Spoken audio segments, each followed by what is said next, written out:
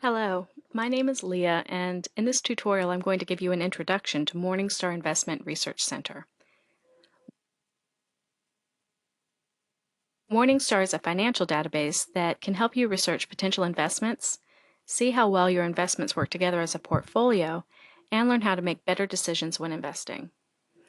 At an individual level, you can sign up for a free subscription that will give you access to financial data, the ability to screen for stocks and funds by certain criteria, and an article archive. There's a fee-based premium subscription, and it offers useful additional features such as analyst reports, Morningstar stewardship grades, and an advanced portfolio manager. I have access to the premium version through my local public library. Your public library may also subscribe to Morningstar's database, or you may have access through a college or university if you're associated with a school. Here you can see I've logged into Morningstar, and I'm looking at the home page. This page clearly shows the database's main features.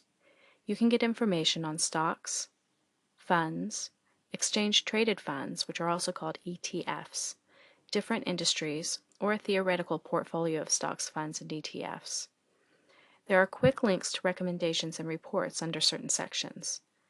The main features are always accessible from the navigation bar at the top of the web page, as is a quick search field if you want information on a certain company based on their name or ticker symbol.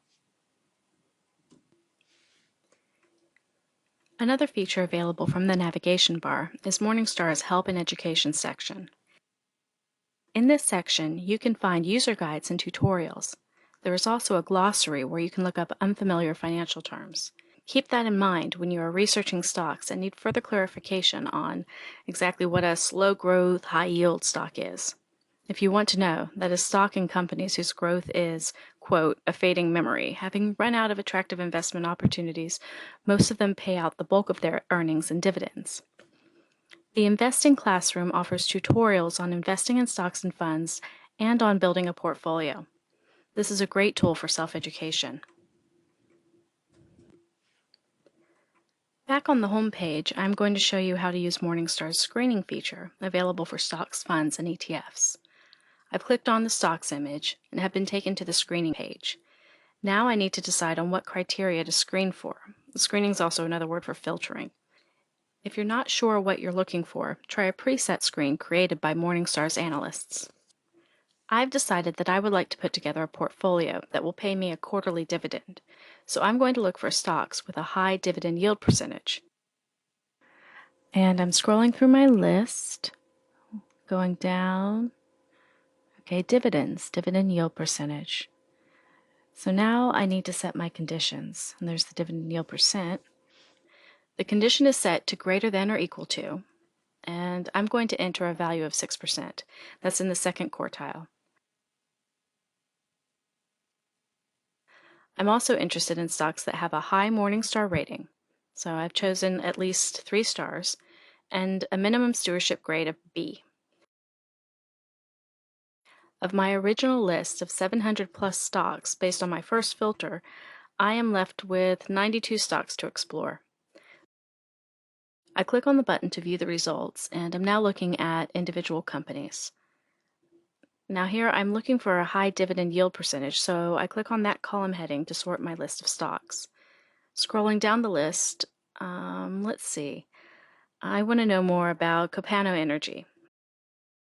This is the quote page that shows me a recent stock price, the stock's highest and lowest prices over the year, and here's a company profile, their website, and a price graph with ranges over time.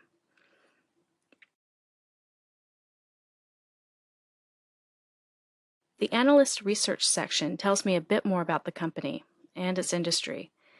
Let's see, there's information about risk and strategy, and at the top is a tab to see the top-rated stocks in this sector. The data interpreter section gives narratives to various tables and graphs available in the snapshot view.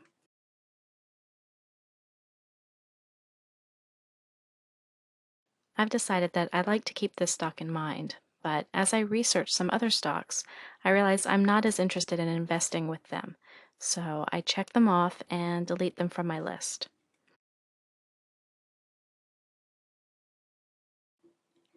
If I'm looking for stocks in a specific industry, I can filter for them, Or I can go to the industry section for information on market exposure, peer performance, and quarterly sector reviews. I want to see how the various companies I've chosen work together as a portfolio, so I'm going to go to the Portfolio X-ray section. Here I'll enter the ticker symbol for my stocks, funds, and/or ETFs, and the percent of each in my portfolio. You can also use the shortcut button to quickly divide your list into equal portions. Let's see how my portfolio looks. Okay, this is the overview. Since I need some help to interpret what I'm seeing, I'm going to switch to the interpreter view. Here I'm told that my mix of assets could yield high long-term results, but it has a high risk. The stock intersector view shows me how much of a stock I would actually own, including through mutual funds. These are a few of the views that can help you evaluate your portfolio. With Morningstar, I've screened for stocks based on my personal criteria, researched potential investments in different industries, and seen how my list of stocks, funds, and ETFs work or don't work together as a portfolio. And I'm now more informed and confident in making an investment that fits my goals.